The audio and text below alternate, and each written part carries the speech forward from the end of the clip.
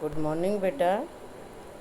कल हमने अपना लाइकन्स के विषय में पढ़ा था और टर्मेरिक के विषय में पढ़ा था, लिटमस पेपर के विषय में पढ़ा था।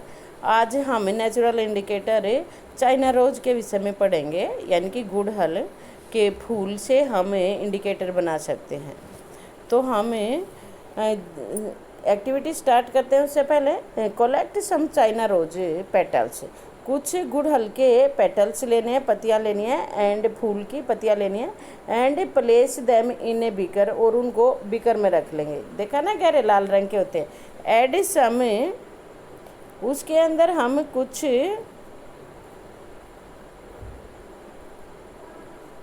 Warm water, add some warm water, keep, उसमें कुछ गर्म पानी मिलाएंगे। Keep the mixture for some time, कुछ टाइम के लिए हम उसको रख देंगे। टिल वाटर बिकम कलर्ड, जब तक कि पानी कलर्ड ना हो जाए, यानी कि पत्तियों का रंग, पेटल्स का कलर उसमें ना आ जाए। Use the coloured water as an indicator, और वाटर को हम, उस वाटर को हम इंडिकेटर के जैसे यूज करेंगे। Add 5 drops of the indicator to each of the solution given in table 5.4, और जो 5.4 में ये दिया गया है, जैसे शैम्पू के सॉल्यूशन में डालेंगे 5.4 टेबल। देखिए आप अपनी ये यहाँ पर देखें, शैम्पू के घोल में डालेंगे, लेमन जूस में डालेंगे, सोडा वाटर में डालेंगे, सोडियम हाइड्रोजन सॉल्यूशन में डालेंगे, विनेगर में डालेंगे, शुगर सॉल्यूशन में डालेंगे, और कॉमन साल्ट सॉल्यूशन में डालेंगे। इनको डालने के बाद हम देखेंगे कि क्या रिजल्ट आए। पहले कैसा कलर था, फिर फाइनल कलर कैसे हो गया। ठीक है, तो हम देखेंगे कि क्या क्या अंतर आता है। What is the effect of the indicator on acidic, basic and neutral solution. Acidic और बेसिक और न्यूट्रल सॉल्यूशन पर क्या असर हुआ। चाइना रोज इंडिकेटर, जो चाइना रोज है इंडिकेटर है, वो turns acidic solution, acidic solution को टर्न कर देगा। ये लाइन अंडरलाइन करो बेटा, कि जो चाइना रोज का सॉल्यूशन है वो एसिडिक सॉल्यूशन को बदल देता है किसमें, डार्क पिंक में, और बेसिक सॉल्यूशन को किस में चेंज कर देगा, ग्रीन में। ठीक है, याद रखना है कि जो चाइना रोज के पेटल्स का जो सॉल्यूशन होता है, यदि हमने वो एसिडिक सॉल्यूशन में मिला दिया तो वो पिंक कलर आ जाएगा। अगर तो हमने बेसिक सॉल्यूशन में मिला दिया तो वो ग्रीन कलर आएगा। तो ये लाइन याद रखनी है बेटा, क्वेश्चन में पूछी जाती है। I am not getting the same result, मेरा तो सेम रिजल्ट नहीं आया। When using solid baking soda, जब सॉलिड बेकिंग सोडा का यूज हमने ड्राई लिटमस पेपर पे किया था, वाई क्यों नहीं आया। अरे भाई, इसको पेस्ट बनाना पड़ेगा। Make a solution of baking soda and try them, कि पहले सॉल्यूशन बनाओ और फिर ट्राई करो। तो पहली ने बता दिया कि पहले क्या बनाना है, सॉल्यूशन बनाना है, और उसके बाद ट्राई करना है। एक बार वापस से हम बैक पेज पे जाते हैं बेटा। ठीक है, बैक पेज पे चलते हैं। आप ये देखें कि जो बीकर, ये यहाँ पे देखो आप, हाँ फिगर में, बुजो के पास आ जाओ। Now I understand why turmeric stain on my white shirt. ये तो कल वाली बता रहा है कि अब बुजो को ये समझ आया है कि क्यों मेरे जो शर्ट थी, वाइट शर्ट थी, उस पर जो हल्दी का स्टेन आया था, वो दाग आ गया था, इज टर्नड रेड, कि वो फिर रेड हो गया। When it is washed with soap, जब मैंने उसको सोप से धोया। इट इज़ बिकॉज, ऐसा इसलिए कि सोप सॉल्यूशन क्या है, बेसिक है।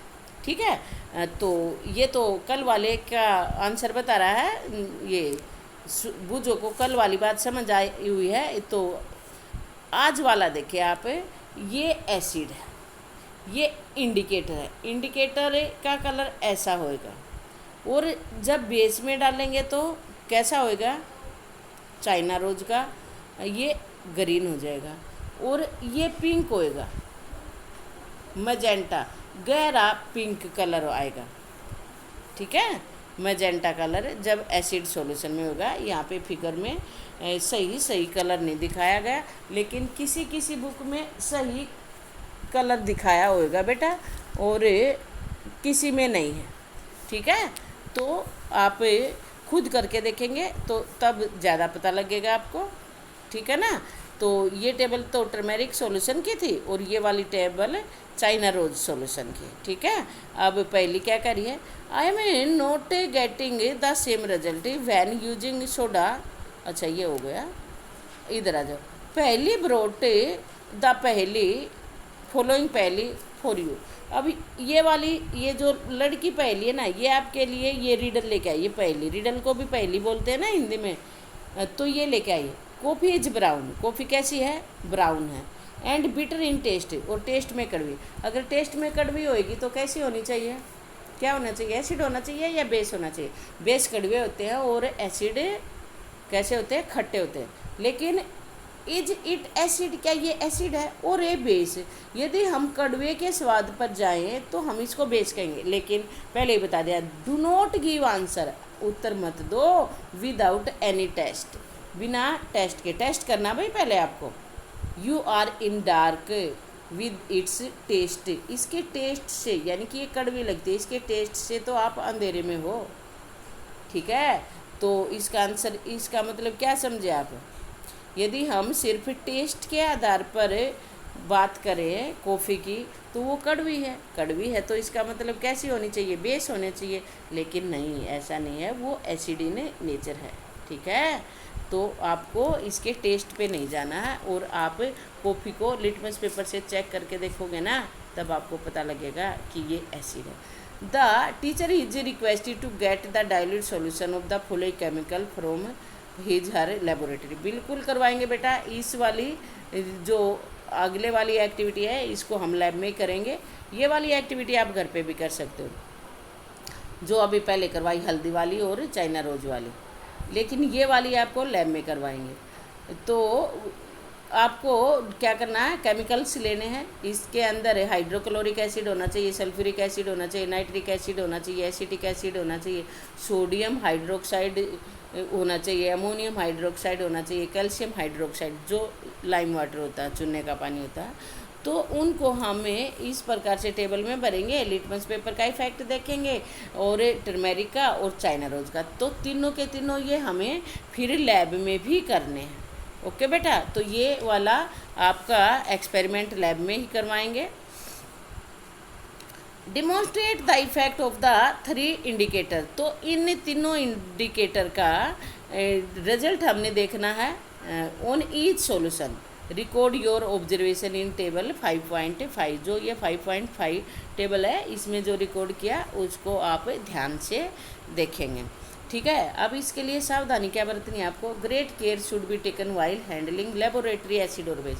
जब भी लैब के अंदर आप एसिड और बेस का इस्तेमाल करें तो बहुत ज़्यादा सावधानी बरतनी है। क्यों, because these are corrosive in nature, क्योंकि ये जलन पैदा करने वाले होते हैं, स्किन के लिए हार्मफुल होते हैं, इरिटेटिंग इन नेचर होते हैं, इसलिए।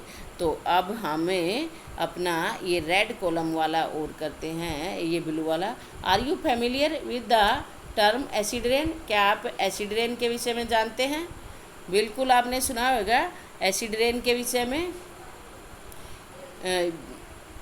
Have you ever heard about damaging effect of acid rain. क्या एसिड रेन के विषय में जो इसके बुरे प्रभाव होते हैं, इफेक्ट होता है, उसके विषय में आपने पढ़ा है, कहीं पे सुना है।